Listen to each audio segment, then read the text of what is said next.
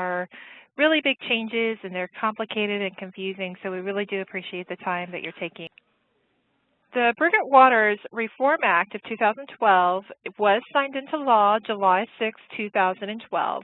The most important thing for us was the reauthorization of the flood insurance program for 5 years. So we will not have any kind of lapse or any delay with having policies issued or handling policies until at least September 30th of 2017. What we have done so far with this bill in the past, and that was the January 2013 implementation of the exclusion of certain properties from receiving subsidized premium rates. That is pre-firm buildings in a Zone A, AE, those A-rated flood zones, or those B-rated flood zones, or Zone D, like Diamond, would experience a premium rate increase up to 25% annually until they reach those actual or risk-based premium rates. Non-primary residences would be that are single-family, where it's not their principal residence, and this would include your condo unit owners, or policies of multifamily dwellings would also receive this 25% increase. Pre-firm buildings are buildings that are built prior to the community's first flood insurance rate map, and they became effective prior to January 1st, 1975, and there has been no substantial improvement or damage since then. A non-primary residence is a building that is not to be lived in by the insured or the insured spouse for at least 80% of the preceding 365 days of the effective date. As of October, there was a rate increase that has impacted business properties, severe repetitive loss properties, and any property that has incurred flood-related damage in which the cumulative amount of NFIP flood insurance claim payments equaled or exceeded the fair market value of the property. These properties that were previously rated with pre-firm rates or those subsidized rates that were in an A zone or a V zone will now experience a premium rate increase up to 25% annually until they reach those actuarially or risk-based rates. And I do want to briefly touch what that means until they reach those actuarially or risk-based rates, what that means. That would mean they're going to continue to get a 25% increase until we receive an elevation certificate and are able to compare the actual premium that is really due for the policy based on the risk assessment of the elevation certificate, or for a D zone, the photos and form. It's difficult to compare what the risk-based rates are without that elevation certificate.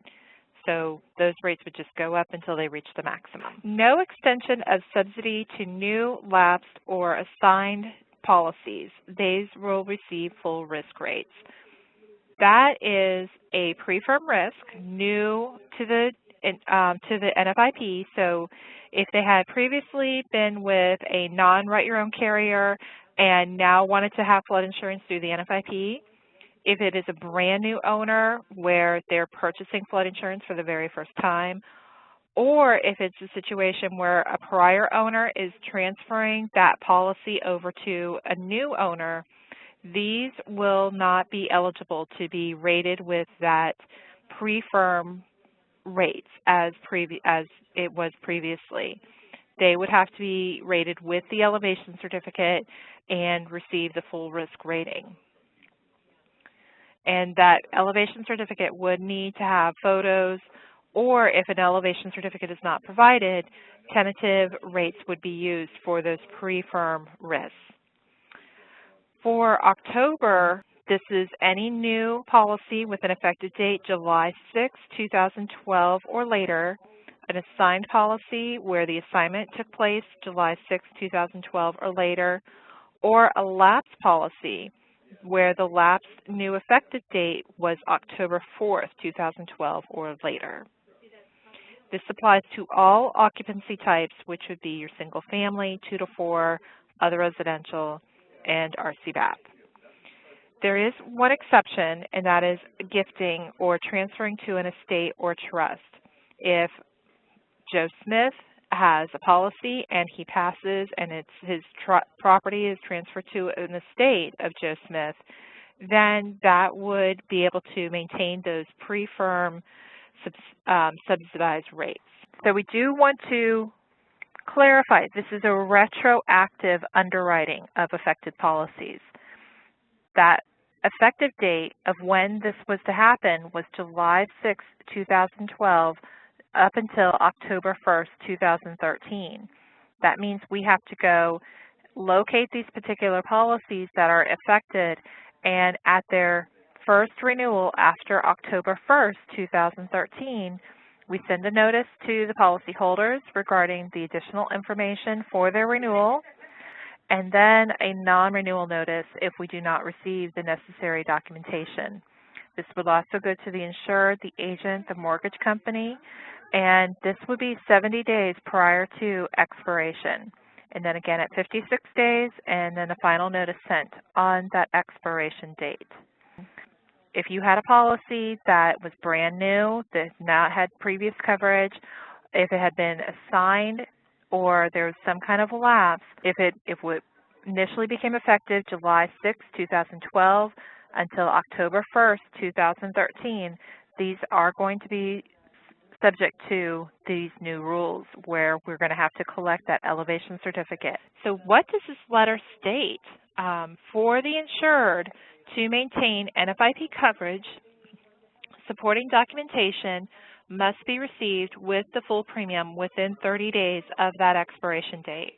Now that is 29 days plus the expiration date. So when you're calculating, please make sure that you're including that expiration date in that 30 days. We would need an elevation certificate for flood insurance, 2 clear exterior photos of the front and back of the building to be insured, a renewal application completed and signed by the agency, and the annual premium determined with the full risk premium rates or those tentative premium rates. If you are submitting this information after that 30-day grace period, policy would be treated as new business and subject to any waiting period that would now apply. The no extension of subsidy to new, lapsed, assigned, or policies receiving full risk rates will be affecting all your Zone Ds, and where they will need to be rated using the Submit for Rate tables to allow full risk rating. Again, this would affect any new policy with an effective date July 6, 2012, an assigned policy where the assignment took place after July 6, 2012, or a lapsed policy where the new effective date of the lapsed policy is October 4, 2012. And again, this applies to all your occupancy types, your single family, RCBAP, non-residential, and the one exception still being if it is transferred to or gifted to an estate or trust, then that would be allowed to maintain those subsidized premium rates. They did make a change to the annual limitation on premium increases. As of October 1st, 2013, the maximum premium increase allowed under the NFIP is increasing from 10% to 20%, and this would be based on the various rate classes that we have. October 1st, 2013, the average rate will be 10%. This applies to all of our occupancy, all occupancy types, all your flood zones, and all dates of construction. So your pre-firm, your subsidized rates, as well as your post-firm actual risk-based premiums. We will go into what exactly that percentage increase means in a bit, but just wanted to let everybody know that change of when you're budgeting did change from 10% to 20%. Dolores, do you want to continue on? Okay, yes I will. Thank you very much. So as we've been talking to us about the things that are going into play for October 1 and current, but one of the things that is mentioned in the BW12 law that is not necessarily going into effect right now would be the installment payments. Installment payments are going to be implemented at a later date, even though they were part of the Section 205 that is being implemented October 1, because it requires so much rulemaking that it's going to take 2 or so years for the NFIP to develop the rules that it will take to put the installment payment options into play. They did, however, as of October 1, establish a reserve fund. The reserve fund is a separate account put together by the NFIP where they're trying to collect premium amounts that will be used for future claims. So that reserve fund that we're talking about will be effective October 1, or was effective October 1. It's 5% applied to all flood policies except preferred risk policies, the regular PRP, the PRP extension, and the group policies. Those are not subject to the 5%, but everything else, all the other policy types are, applying to single family, 2 to 4 family, other residential, non-residential, all flood zones, all pre and post firm buildings are subject to this reserve fund. The only ones that are not getting it would be the preferred risk policies. And this 5%, again, is a separate cost calculated based on the total premium after the deductible impact, ICC premium, and the CRS discount. So that reserve fund will be shown on the declaration pages currently. Also, now we're going to talk a little bit more about what kinds of things are going to be coming up into the future. Sometime in 2014, we expect that Section 207 will be implemented, and 207 is mostly about the elimination of grandfathering. This is the section of the bill that has currently been a lot of discussion where members of Congress are trying to make amendments to the bill related specifically to the grandfathering. This means that FEMA is planning to adjust the rating of all policies after a map revision or a map change to accurately reflect the current flood risk. So right now, after a map change, there are some situations of grandfathering rules that would allow someone to maintain their flood zone rating or maintain the BFE where that their property was built to match and get a grandfathering discount. Well, starting sometime in 2014 when they enact Section 207, the grandfathering will be eliminated, and after that policy suffers a map revision or map change, then they will start to charge risk-based premium for that policy based on the map that is current at that time. And when they do that, they're going to again enact a phased-in program where for 5 years they're going to phase in those policies that are affected by a map change and therefore moving up to risk-based rates. They're going to phase that in at a 20% rate each year until they reach the actuarial base or risk-based rate. Now, they would need to have an elevation certificate to be able to know what that risk-based rate is, and some of those properties will have an elevation certificate, not all of them, but they will no longer be able to be rated using the grandfathering considerations. Also, Section 204 is going to be implemented some point in the future. They don't have a real date at this point as to when these next sections are going to be implemented, but the considerations would be for a multifamily properties of 5 or more residences up to the limits of business properties, which means that they're going to increase the amount of coverage that the NFIP will offer for multifamily properties up to $500,000 for the building and $500,000 for the contents, similar to what they would do for commercial properties. Now, again, this is not quite scheduled for implementation yet. Also, there's going to be changes to the deductible limits. They're going to have a tiered effect for the deductible limits at some point when they enact this piece, setting minimum pre-firm deductible limits of $1,500 deductible if your coverage is $100,000 or less on building, and a $2,000 deductible if the coverage is over $100,000 for building. The minimum post-firm properties will also have deductible limits, will be $1,000 minimum limit for coverage of $100,000 or less, that's building coverage, and $1,250 deductible if the coverage for the building is greater than $100,000 and you're in that post-firm level. So those are some of the things that are still up for enactment. The next part to be implemented would be the lender considerations. There's going to be some changes to the lenders part that are part of the BW12.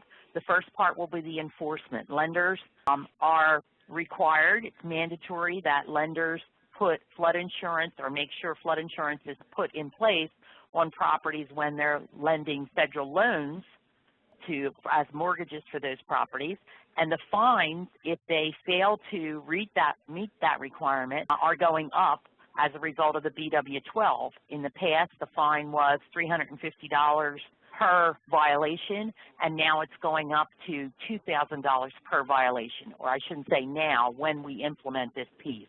It is not yet determined when that implementation will be. Another lender consideration will be the escrow of flood insurance payments. It will be for any mortgage outstanding or entered into on or after July 6th of 2014 will be required to have an escrow of flood insurance by the lender. And also the lender will have some new flood insurance availability requirements for RESPA, so that the lender must make an explanation of flood insurance and the availability of flood insurance under the NFIP program or from a private insurance company must be made known to the borrower, whether or not the real estate is located in an area having special flood hazard areas or not. So the lender has to let the borrower know that they do have the availability of flood insurance and that availability can be through the NFIP or from any private insurance company offering flood coverage. And then the final piece of the BW12 includes quite a few studies and councils and appeal boards that are being set up to help the NFIP as far as considering future reforms of the flood program. They're going to be studying a lot of the pre-firm structures. They're going to do a GAO report on those to find out how that's going to work and how these new increase in premiums are going to affect that. And also we're going to see major studies about the reinsurance and the privatization initiatives going through the NFIP. So we're now ready for the questions, and that means we're back to you, Ashley. So we have some frequently asked questions we're going to go over. So first one, what if a non-primary home becomes the insured's home for the primary home for the insured? This is fantastic news. We just need to get an endorsement request. We can make that change for you, and sometimes if we have already charged you for the higher premium for not having a non-primary, it can end up being a refund for the insured. And it's a simple endorsement to the policy. And this is something that can be done online as well. Are non-primary homes and non-residential buildings that are in a B, C, or a non-special flood hazard area subject to the 25% increases? Very fun answer for this is no. These are standard rated and PRP policies are risk-based rates, so they are not subject to the extra 25% increases. If you have a preferred risk extension policy, although these are not actually sound rating where they should be rated with an elevation certificate or rated based on the current mapping, their risk will increase 20%, and that is effective October 1st, 2013. And just a reminder, the difference between a regular preferred risk policy and a preferred risk extension policy is that the extension policy is a property that had a map change on or after October 1st, 2008, where their flood zone went from a B, C, X, or D to a special flood A zone or V zone. And they also would have to qualify based on loss history. What are tentative and provisional rates? This is a really good question because we keep talking a lot about tentative rates and provisional rates. These are temporary rates that we can assign to a policy if we do not have the needed rating information to provide the risk-based rates. So that would be your elevation certificate and photos, maybe some building information. So if that information is not able to be obtained in time to get your renewal offer or to process a new business, we are now going to be able to issue you a quote with those tentative rates. These caveat with the tentative rates or provisional rates is these policies cannot be endorsed to increase coverage limits or renewed for another policy term. So that does mean we do have to have, that's only 1 year possible, and if there's a loss during that year, then that means we have to collect that elevation certificate. We cannot issue your loss payment or process your claim until we actually have the elevation certificate and photos in order to process it, to process your policy. In addition, there is a difference with provisional and tentative rates as well. Even though the rate structure is the same, there is a little bit different of when the elevation certificate is submitted and how the policy can be endorsed after that elevation certificate is received. In addition, provisional rates are only eligible for post-firm rating, or post-firm building. So your building would have to be a risk that was constructed after 1975 or after the map revision of the community. The insured is being rated pre-firm but has an older elevation certificate. Does the insured have to get a new elevation certificate? Again, a very, very common question we hear, and one that we really do like to say, if we have an elevation certificate, we really do make every single attempt to use that elevation certificate. Sometimes if there's been substantial improvement, we would not be able to use that elevation certificate because it's not based on the risk that's there now. In addition, there are requirements on all these elevation certificates, such as it has to be signed and dated by a licensed engineer or surveyor, and if that information is not available, then we would not be able to accept that elevation certificate. If a community is receiving a CRS credit, they're required to keep copies of their elevation certificates and flood proofing certificates they receive on or after the date the credit was first provided to that community. So that is a really good place for an insurer to check before purchasing a new elevation certificate, because sometimes they do have it there and on file. What if a pre-firm rated policy lapses as the mortgage's check was not received within the 30-day grace period? Will there be an exception as it was not the insured's fault? And we are not able to grant exceptions for this reason. In the case of the new effective date due to a lapse is on or after October 4th, 2012, then we would have to have a new elevation certificate to rate that policy. Otherwise, we would have to use tentative or provisional rates. The only exception we would have available is if a community is suspended from the NFIP and then later reinstated. The subsidized rates can be used if the application and premium is received within 180 days of the community reinstatement date.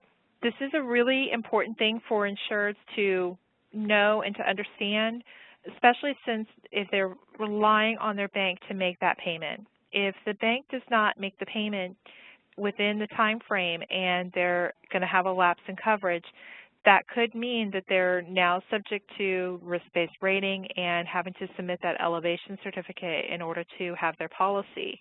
It's a very important thing for insureds to keep on their lenders about to make sure that that payment is made in time. What if a pre-firm rated policy is assigned to an estate or trust? Can they continue being rated with pre-firm rates? Yes, as long as that initial policy was issued prior to July 6, 2012. What happens if the insured cannot get an elevation certificate before their renewal? And I'm going to answer this in two different ways, because you have their first renewal that we're going to issue after October 2013. If the first renewal after October 2013 does not have an elevation certificate and one was required, then that policy can be issued with the tentative rates. These are only available for the first year and prior to the for the renewal. And again, the policy could not be renewed without the elevation certificate. And if there is a loss during that year, that elevation certificate information would be required in order to adjust the loss. Now, if it is the renewal after October 2014, so this is next year, and they're still not able to obtain an elevation certificate, that file would end up being non-renewed. They are only eligible for 1 year of tentative rates, and then they would have to go out and obtain that elevation certificate in order to have the file rated with the correct rates. Will rates increase to 20% due to the annual premium rate increases that changed from 10 to 20%. The average rate increase is only 10%. And the premium for a particular policy may change more or less than the increases noted below. If there is a risk that you're wanting to know what their changes are, you need to contact the company in order to ask what the change will be to that particular premium. That percentage does include the 5% reserve fund. So when you're looking at these post-firm increases for your A zones, your AH, that's only 6%. So 5% of that 6 is your reserve fund. 1%, so the rate only changed approximately 1%, which is the federal policy fee change. Same thing with that PRP rate structure. If it's a regular PRP, that 1% is only the federal policy fee changing. But the PRP extension did go up the full 20%, and that is definitely more than that federal policy fee. That is a real rate increase. Will there be any other changes effective October 1st that are not part of the Brigade Waters Flood Insurance Reform Act?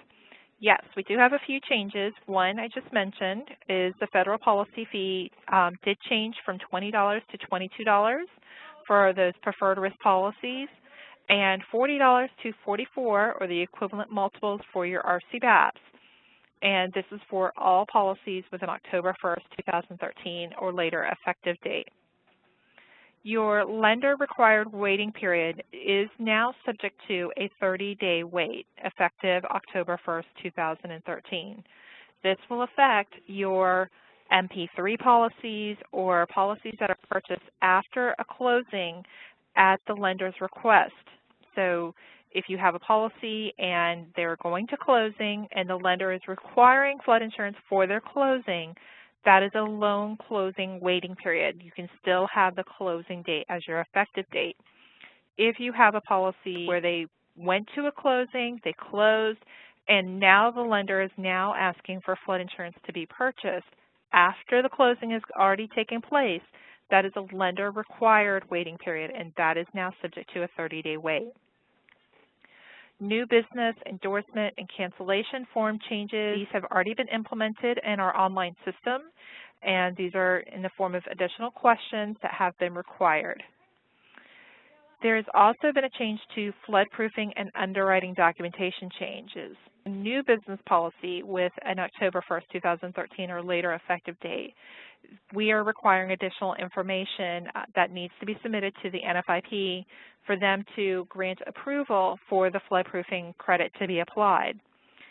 If it is a renewal with a December 1st, 2013 or later effective date, then the renewal may go out without the flood proofing credit because we will be required to re-underwrite these files and obtain the necessary documentation for the flood proofing credit, and that has to be submitted to the NFIP before the credit can be applied. Does the lender required 30-day waiting period apply to loan closings? No. The loan closing is a different waiting period. If you have already closed on the loan and then you're, because of a map change or the some kind of review that the lender did later on and then determined that you were required to purchase flood insurance, that is called lender required, and that would be subject to the 30-day waiting period. Are policies no longer allowed to be assigned? So yes, policies still can be assigned, but if they are rated with that pre-firm in a special flood or zone D, then they would be endorsed prorated with an effective date of the date of the purchase, And they would have to be utilizing the current mapping information and elevation certificate information to rate them. If a policy does get reassigned, then we would need an elevation certificate. We would need to know the current mapping information, so it would require complete underwriting of a file if you were going to assign a new policy, and that could cause an additional premium to be due as well. But if you happen to have all of that elevation certificate information in order to re-rate it, then you certainly can still do that reassignment. What would the premium be if a new map changes the flood zone from an AE to a VE zone? And this is pre or post firm. And it depends on the type of building, the coverage, your occupancy, and the rates, though, for an AE zone versus a VE zone are drastically different. And it is typically a much more expensive policy, that VE zone. They are a higher risk. In addition, there's different building requirements and rating requirements that go into the VE zone versus the AE zone. FEMA is still looking into how they're going to actually implement this, and it is over a year away, and so the section of the bill could be reformed. How exactly are they going to be making the change and impacting the policy for when there's a future map change, and how they're going to address that? That is the big question that we're waiting on the answer for right now. Right now, they would be eligible for some kind of continuous coverage if they purchased before, and they would be eligible to have grandfathering for built-in compliance as of right now. However, this can change, and we are expecting it to change, and those rates would go up dramatically if they are affected by a map change that occurs on or after July 6, 2012. So that is something the insured would need to be prepared for if they're deciding to purchase a home on the water or a place that is already in a special flood hazard area, what that could impact them. Thank everyone for being here today. We appreciate your attending our webinars, and our intentions when we put on the flood webinars is to communicate the NFIP topics or underwriting rules as a convenience to you, our agents, and our policyholders. We apologize if we've inadvertently miscommunicated anything today. We defer all the disputes on NFIP and flood topics to the NFIP guidelines and manual, and of course any FEMA bulletins and official statements on those topics. And the opinions that we've offered today are our own, not representative of Wright Flood, NFIP, or FEMA. And if there are any further questions, Wright Flood Marketing and your regional sales manager is available to assist. And of course, you can always call your team. We want to say thank you, and we appreciate you choosing Wright Flood.